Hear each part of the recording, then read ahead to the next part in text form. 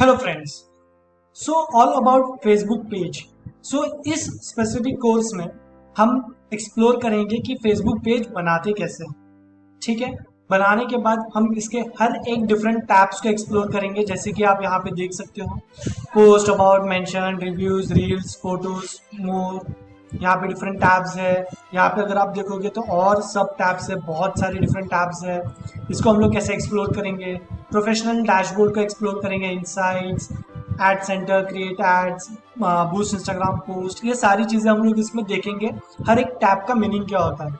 अगर आप professional dashboard में जाओगे तो आपको इतने डिफरेंट वेराइटीज ऑफ टैब्स दिखेंगे, हम उसको भी एक्सप्लोर करेंगे।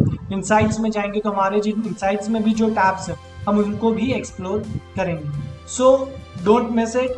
आप अभी इस कोर्स के लिए एनरोल कीजिए एंड ये एक सर्टिफाइड कोर्स है, तो आपको बहुत सारी चीजें सीखने मिलेगी एंड प्लस आपको उसका सर्टिफिकेशन भी मिलेगा। Thank you.